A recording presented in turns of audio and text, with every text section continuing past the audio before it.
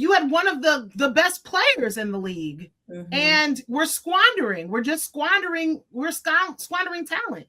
This is the same team that let Copper get away. This is the same team that did not do right by Elena Deladon, in my opinion. Gabby this is Williams. The same team. Gabby Williams. This is the same team. We're consistently seeing the same thing from the Chicago Sky. Ring so big, you can't even see my face. Ballin' on the court, make them chase. Buzzy beat a shot clock, first place. Got them running plays like they run it in a race. I just wanna ball. Swish. I just wanna ball. Swish.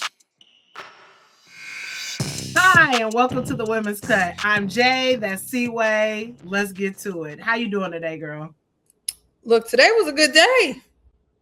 Day after Resurrection Sunday, people on the move, right? Look, heroes and people got the hell out. This is a good day. This is a really good day. Let me tell you how good this weekend was. The Chicago White Sox, who notably have had two of the worst seasons in the history of baseball, not just like in the history of the White Sox, but in the history of baseball, they swept a playoff team this weekend in the Blue Jays. And they did it in a convincing, beautiful fashion. So wait, so hold on. So you're telling me the White Sox swept a good team, the Bulls finally fired AK and Eversley, and Angel left Chicago and went to a better team in a better situation? That's actually crazy. It's crazy. So the White Sox started shifting once we found out that Jerry Reinsdorf is selling that team. So let's pray that he gets out the paint for the Bulls. Maybe they could go under new ownership, and we can have finally some more than one franchise in the Bears who act like they want to win something. So, but we'll get into it, of course. To start us off, however, let's talk about the other thing that happened this past weekend, which was the NCAA Women's Final Four. And championship game. So I predicted that UConn was gettable. And UConn got. Yes. And Geno wasn't all too happy about UConn getting got. And what he did is what he usually does when UConn loses, is he threw a temper tantrum. He directed it at our girl Dawn. Yeah, it was it was unfortunate to see. It was a distraction. I think it's kind of scary to see his ability to blow up something that's relatively minor, as small as a handshake that actually did happen before the game, but I guess he wanted another one that didn't happen. I mean, life doesn't always work on your terms, and to blow up something that minor and then to make a big deal about a jersey rip with Sarah Strong that also didn't happen was really disappointing. I think South Carolina put so much energy into that game, and Dawn had to spend so much energy addressing that foolishness that I wonder if she was even properly able to prepare for UCLA maybe the way she needed to, because Geno's temper tantrum was a complete distraction. And I think that's really the story here. We could go on and on about his actions and his lack of apology with the statement that the University of Connecticut released that didn't even mention Dawn's name. It just released staff, which was a shame. That was a ChatGPT statement. Right. Like, how do you apologize to staff when you didn't offend staff? You mostly offended Dawn in your sidelight interviews with Holly Rowe, with your activity after the game, and then you offended your own players. You should have, the way you stormed off the court and weren't even there for your seniors and your players after they lost. Geno should be embarrassed, and that's really all I have on that. And I think he owes Dawn an apology for being a distraction while she had a championship game to prepare for. I agree. They say. I mean Holly Rowe, she mentioned in the championship game that he called Dawn personally, which he should have, but I personally believe that the apology should be as loud as the disrespect, and the apology that was issued was not loud enough. It should have said, Dawn Staley, I am sorry. Yeah. End point. So I definitely didn't like that. I knew what he was trying to do. He was trying to take the heat off of his players. I get it. Again, I'm a White Sox fan. I have a manager in Ozzie Guillen who legitimately constantly did that. He put the shine on him. He put the onus on him when the team would do bad or somebody would mess up, because he didn't want that player to feel some kind of way or have their confidence busted, especially going into a very long off season, or some of these young ladies are going into the W. I get it. That's not how you do it. Well, I think you're giving him a lot of credit. I wonder if it was even that. That would be actually cool. Well, not cool, but that would have been something like, oh, I can understand. I can't get behind, but I can understand. But to me, it just seems to be an ego thing that has gone on and on, not just with him, but with Pat Summitt and absolutely with Pat, with Muffet, right? Like there's been multiple times where I feel like it's been an ego thing. And Dawn has enough on her plate. When you look at the very few active coaches right now that have won a championship, you only have Kim, you have Brenda Freeze, now you have Corey Close, you have Dawn, you have Geno, and sorry if I'm missing anybody, but I think that's the list, right? And Dawn being a Black woman in that very small group in what she's building at South Carolina, she doesn't need that. And I'm not saying that every coach needs to think about what she's carrying when they address her, but it's heavy. It's heavy. She didn't need that. She didn't deserve that. And to see how South Carolina went out and played against UCLA, they were always going to have a bit of an issue with Betts, but I think there was a lack of preparation there. There was a lack of focus there. There was a lack of scheme there that Don typically has and that we saw in the UConn game. And I just wonder how much of this media storm that was Geno in his nonsense really stopped or maybe just didn't help Don contribute, prepare for that game, because the schemes in the play just wasn't there for that UCLA game at all. Yeah, I agree. So moving on from that, let's go down to that final game. Mm-hmm. Now, as we discussed, USC was USC. SC, yeah. They are USC, but SC was absolutely gassed. Absolutely gassed. And I think that in a combination of Lauren Betts being 100% unstoppable, yeah, that was a rough game for them. Yeah. Yeah, I think UCLA, they kind of had really developed something that works. They have that go-to player in Lauren Betts, and that was something that South Carolina hasn't had all season, is that one go-to player. They've been winning by committee. And so, every game sometimes is different for South Carolina. UCLA gets the benefit of, they kind of have a very set strategy, and as long as it works for them. And with that game, they went to Lauren Betts, and Lauren Betts just had a really good night. But you know who had a better night? Gabriela Jaquez, okay? And so when South Carolina did find a way to limit Betts somewhat, right?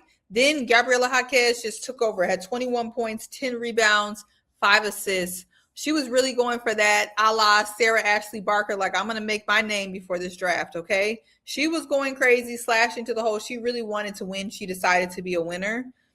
And I just think not only did they not have a great answer for Betts, you had players doing what they could, but these players are standing 6'2", 6'3". South Carolina did have a 6'6" player, but Betts has been doing this for a long time. She was very skilled. And then when they were able to limit Betts, the guards taking over at UCLA, that's what we talked about. Look, if they don't have an answer for Betts and they have to turn to their guards, and their guards are having a good shooting night, good slashing night, it's a tough team to beat. and they couldn't beat them. Yeah, UCLA is a big team. That is a big team. I thought that South Carolina would have a chance if they use their speed and they're not tall, but they're strong. I thought if they use their speed and their strength against them, they had a chance. I assumed that they were going to do a lot of slashing and dashing, power to the post, try to get Betts in foul trouble. If you get her on the bench, you have a chance. But again, having to play that tough of a game 2 days before minimal rest, the night before you have your open practice, your new fancy open practice, even though both teams had that, but UCLA had an easier game 2 days before, to me, than South Carolina has. Now, that is not an excuse. You got to play. Everybody got to play on the same rest. Everybody is playing tough, high, hard, good caliber teams. Yeah. UCLA just put it together. Their coach had a game plan. They stuck to it. And Lauren Betts absolutely won by staying that extra year and going and getting what she wanted before she got up out the NCAA. So congrats to Betts. Congrats to their entire team. I'm excited for next season simply because they're losing a lot of talent. Yeah, everyone who scored were seniors. They're losing their whole starting five.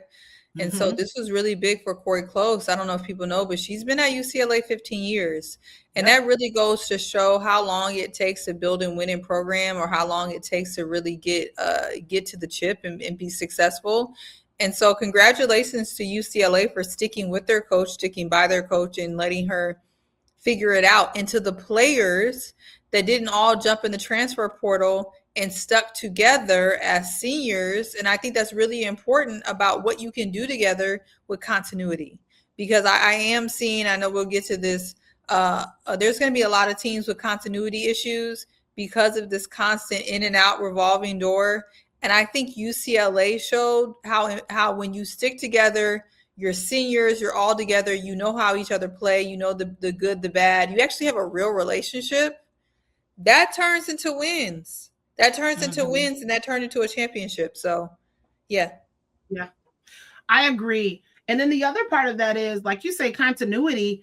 Like 1,100 players jumped into that portal that first day. Monday, 1,100 people in the portal. So these Tennessee ain't got no players. Zero. You have big stars like Audie going into. I'm interested to see where she ends up. Maybe she goes and kicks it with Hannah. Maybe they can buy USC can buy a big again. I don't know. We'll see. I'm very interested. So the off season for the NCAA is also going to be very interesting because there are some big players that are going to have to make some big decisions. Mm-hmm. All right. So today, the first day of the rest of Angel Reese's life. Yeah. I had to wear it today because we won't be wearing this again. I should have. You know what? This is what's so funny. Maybe we a little off because I legitimately was thinking about wearing my Angel Reese Sky jersey. Like I was thinking about it, but I was like, the Sky just really are so wasteful. The jersey is a great jersey. Like it's honestly like one of the better jerseys in the league. Yeah, her actual 5 jersey is good. And you had one of the best players in the league. Mm-hmm. And we're squandering. We're squandering talent. This is the same team that let Copper get away. This is the same team that did not do right by Elena Deladon, in my opinion. This is the same team. Gabby Williams. This is the same team. We're consistently seeing The same thing from the Chicago Sky. And I pray that they don't get a number 1 draft pick, because I do not want to see this happen to Juju. I do not want to see this happen to Hannah Hidalgo. I do not want to see this happen until you do right, Chicago Sky. Until you do right by your players, everything is going to turn to dust. They need new leadership. They need new management. They need the Melody. Please, Melody Hobson. You've been trying to buy this team for the last 10 years. Please, basketball guys, let her do it. Yeah, that's the thing. You can't force a team to sell, but I do want to say shout out to the Connecticut Sun for knowing that they weren't financially or not able to keep up with the standards, and they did sell their team. It is sad what happened to where their team ended up having to go, but we already talked about that. But yeah, you can't force the ownership to sell their team, and so this new CBA does raise minimum standards for these teams that need to be forced to keep minimum standards. And I think that is good, but I do think it's unfortunate for the Chicago Sky season ticket holders and for the fans who really loved Angel, supported Angel, and supported the skyscrapers and what what they were building here in Chicago, to lose Angel for a potentially high 2027 draft pick, first round pick, and 2027 draft pick, 2028 first round draft pick, and the Sky did end up giving up a pick swap. And people could say those could be great players. The 2027 draft class is going to be a la Angels class, like it's going to be a great class, but we don't know if that pick is even going to be high in the first round, and so you're likely not going to get Juju with that pick. It's just not going to happen. You're not going to get her with that pick. And also, and we'll discuss how stacked this dream team is. It's not realistic that's going to be a high pick that you get from them. It's very realistic that the pick that Chicago has is going to be a high pick, because who is on this team? Yeah. Now, and we're going to say it here first. Let's drop it here first.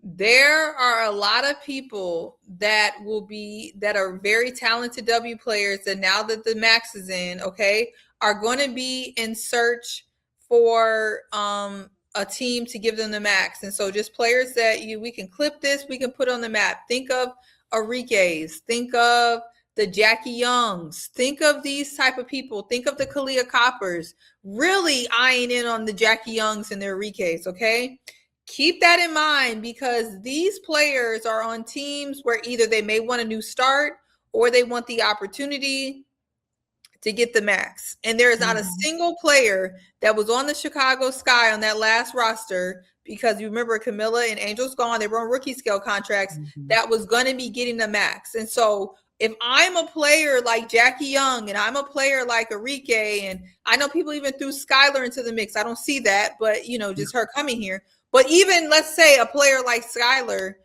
I'm going to be looking for a team that's going to be able to give me the max. And there's only a couple of teams that are going to be doing that. And the Chicago Sky has that option.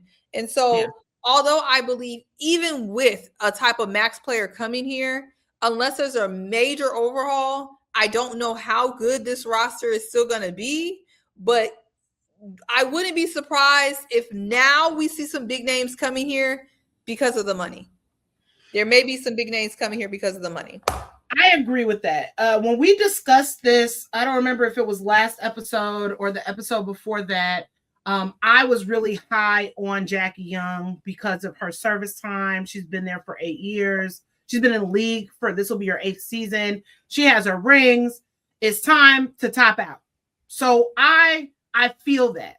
And you do still have Camilla. Let's not act like we don't still have Camilla as a star player, and her usage will go up, her rebounds will go up, and her scoring will go up. Absolutely. What you are losing in Angel is, number one, vocal leadership, because you did not have that even with veterans other than E. Will. Right. Last season, you definitely had that with E. Will, but other than E. Will, You didn't have that leadership. And then number two, you're losing a high level of assists, a high level of steals. That's just going to the wayside now.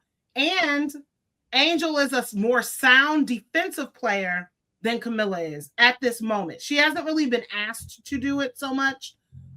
So there is a chip that you have there. The issue is, let's say we get Jackie Young. Cool. Who's playing a one? Jackie can be a 2 or a 3, but she's a stretch. She could be a stretch maybe. But now who's your power forward? Because Will, although she can be a starter, she's also heavy on her. They've been limiting her minutes because of where she is in her career. So this team, the Sky team, has a lot to answer for, and this ownership has not shown that they know how to build a team. Yeah, there's a lot of things, Haley is already combo. She may not be ready yet. A point guard has to come to the Chicago Sky, and it has to be one most likely in free agency. I just don't think it's a good idea to launch even the best of a freshman or rookie point guard into this type of position. I think you need to let them grow in the role.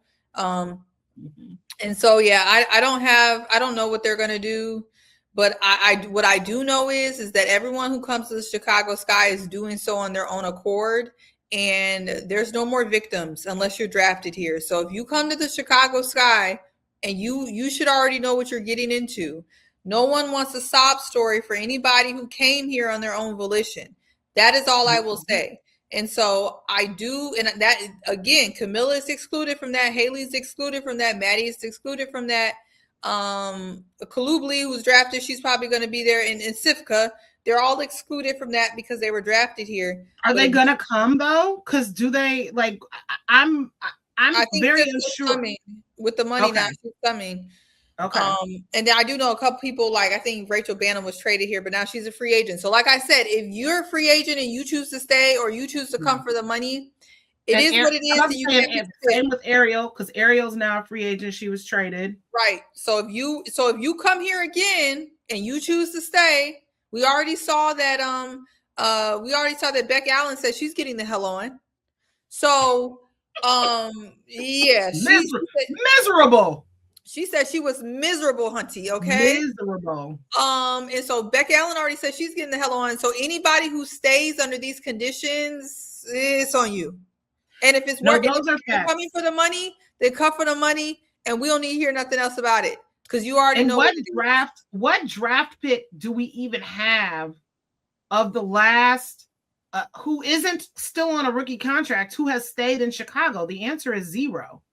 Yeah, nobody, everything good that comes to us is squandered. So it is what it is. But I just want to say we wish Angel the best of luck. Atlanta and Chicago, we're twins anyway. Everybody knows, everybody in Chicago and Atlanta, everybody in Atlanta and Chicago. That ain't nothing but a chicken wing, literally. Chicago South. It's so many. We were just talking about this. I'm like, my guy, mommy down there. I could pop up. My sorors are down there. I could pop up. Yeah. So Atlanta's a suburb of Chicago. And Delta, don't say that to people from Atlanta because people from Atlanta do not. I'm just saying, Atlanta legit when I'm in Atlanta, I feel like I didn't go anywhere. Atlanta's a suburb of Chicago. You get down there, and you're gonna feel like you didn't go anywhere. So to me, we gotta pop out to some games, and that is true. I mean, a round trip flight on Delta ain't but a word. That's one of my favorite airlines. It's not, and I got some extra frequent flyer miles, and I've been having a Delta Sky Miles card since I was in college at Emory. So, I got a silver membership. I got that silver medallion membership. I need to keep my points up on anyway. And speaking of the first preseason game. For the Chicago Sky in Chicago is against Atlanta. It's as if they knew. It was a scheme that Todd set up. It's as if it was planned. Todd set up, Hunty. All righty. Now, seeing as we are all very, very new Atlanta fans, Some people are fans of Angel. Just that's a new crop. Some people are like, I am fans of this player, and I know the people on that team. So for those people who are newer to the WNBA over the last couple of years, maybe you have not explored other teams. Let's do a deep dive on Atlanta. Now, I will say this. Last year, Atlanta had one of the coldest basketball courts ever. The street court that they cold. Yeah. Limited time, but Atlanta is very swaggy. They have a very rabid fan base. This is not a fan base that's letting their team seats sit empty. And they have a valid reason why. Yeah, they're gonna have to expand that arena though now with the Barbie. Well, she said it's Barbie's Dream House with her coming down there. I definitely feel like they have a great fan base, and now they have the huge star power. And so if you're unfamiliar to Atlanta has some dogs. They have a veteran, one of the shiftiest veteran old school point guards in Jordan, Canada.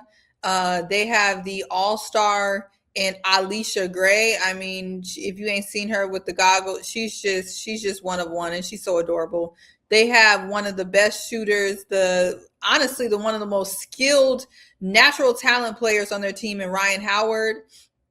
They have the veteran BG who is settling into her old, just kind of vet role, and she's just, hey, what you need me for? So she's settling into that. You gotta love BG.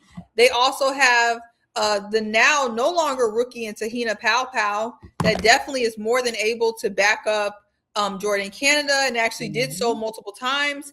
And then they have Naz Hillman, who really came into her own. She also plays the 4. She did a lot of shooting. That is where I need to see how that's going to fit in, what they're going to do with Naz. Is Naz going to stay? Is Naz going to go now that Angel's there? I would love them to keep her. I like them together because they played really, really well together in Unrivaled. So I am a fan of that. And given that Naz came in after Angel was injured that first season, that was a good one too. That was a good one too. And she provides something different too. I like how she provides it, like she could be in, it's not like Angel 2.0. She's going to give you, something different. And then, they also have Bree Jones. She also was an all-star this year. She came in as an all-star.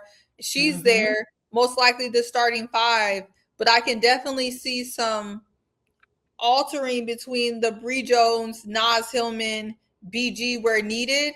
And if Naz Hillman is willing to be a 6-man at any point and be another 6-man of the year or contribute like that, I definitely would love for this team to stick together. They really have something. That forward rotation that is Naz, BG, Brianna, and Angel. That's a tough team. That's tough. You can go big, you can go small. Depending on what you need. You have speed. You have defense. That's a very strong defense. At this point, I'm thinking of, I can't think of a better defensive team right now because Atlanta's identity last season was defensive. Yeah, and it just elevates now. This and then is on top of the fact that Naz's ability to shoot, I mean, you can't tell me Naz can't play the 3 if she needs to. Naz has really came into her own. I think the team that Atlanta has put together is impeccable. I can't wait to see what other pieces they add around. But that's just a blackety black team in a blackety black city doing very fun things, and I can't wait to be there. Listen, I was just thinking about how it's no skin color lighter than about caramel. No, that's it. This is going to be Brittany Griner, the most light-skinned person on that team. Look, we are really. I am really honestly here for it. I am I'm here, here for for it. it. I'm just like, Taina Pow ain't even black, and she's still not the lightest She's person on the included. screen. She's included. Brown. We're brown. Shout We're out to my brown. Polynesian people. Look, I love it. I love it. I'm excited for Atlanta. I'm so excited for Atlanta. I wish they were in my backyard, but like I said, Atlanta's a suburb of Chicago. Let so me we'll go and drop my $25.99. Well, I don't know. I don't know if the W app has increased, because the price might have went up. Maybe it's up to a cool $40. Maybe whatever I need to drop on my WNBA app, and I ain't got to worry about blackouts, baby. I ain't got to worry about blackouts. Right. Okay. So what we got? Let's just talk a little bit about the WNBA calendar and what's coming up. So your girls are gonna go on a little hiatus, a little short, quick, sweet little hiatus. But I kind of want to run down what is to be expected. So you will see content from us. It will just be either myself or Seaway posting individually on our channels. Yes. Maybe we'll pop up on a live, but it'll be mainly on our channels. And we'll have obviously we'll discuss whatever the Sky does as far as drafting is concerned. The draft is August. I was gonna say August 13th because that's my birthday. It's very Leo of me. The draft is April 13th. So legitimately right around the corner. This is the beginning of free agency right now. So what time? When did you say the negotiation period was? And yeah, so let's back it up. So the designation period, which means that WNBA teams can extend qualifying offers to restricted free agents, and I think there are like 3 of those. So there's not many of those. And also apply their core designation to who they want to core. So if you think about, I think it's the Toronto Tempo, if they're going to core Marina Mabry, or if whoever the major players that are going to be cored for each team, that is this time period. And then from April 8th to the 10th, so that is Wednesday through Friday, that's when the negotiations happens, okay? So that's when you're going to see the official negotiations, things like that. I wonder if teams have been doing things unofficially that haven't, necessarily violated. We'll see. But that is when the real negotiations will be happening, from April 8th to the 10th, and that is a very cramped period. Normally, free agency is a month long, around that time. They got to have been tampering. They've been tampering this whole time. Yeah, I feel like there had to have been some type of conversation before, but nothing can officially go out. But anyway, Wednesday through Friday is the negotiation period. And then on April 11th, signings can begin. Okay, so that's when you're going to start seeing the official signings. And we may see news before then about players who intend to sign, right? And then on April 13th, that's Monday, that'll be the WNBA draft. And yeah. And then preseason starts. So it's going to be really jam-packed. Very jam-packed. It's absolutely going to be jam-packed. The first day of the season is Friday, May 3rd. Mm-hmm. And we'll get a look at the Toronto Temple then for the first time. And I absolutely think Marina about to get paid. And she deserves. So, but yeah. So some fun stuff coming up. Make sure you follow us on all of our channels. TikTok at The Women's Cut, YouTube at The Women's Cut, Threads at The Women's Cut, our group on Facebook, The Women's Cut, formerly She Said What She Said. And we, of course, are under the umbrella of Chicago's Clubhouse Network, and you can check us out on those channels as well. So sign us out, friend. Yeah, and so I also want to plug, we are writing. We're full on. We're not just podcast, we're a media company. And so if you're interested in some of the latest dropping news, make sure you're logging on to media.thewomenscut.com and also subscribing, making sure you're keeping up with all of our stuff. And yeah, all right. And so I know there may be a couple of people and a couple of teams, that definitely we're in the cut today and we're talked about today for their things. But look, don't be mad at us. Just be glad that you made the cut. Bye. Ring so big, you can't even see my face. Ballin' on the court, make them chase. Buzzer beater, shot clock, first place. It's been a Chicago Clubhouse Network production.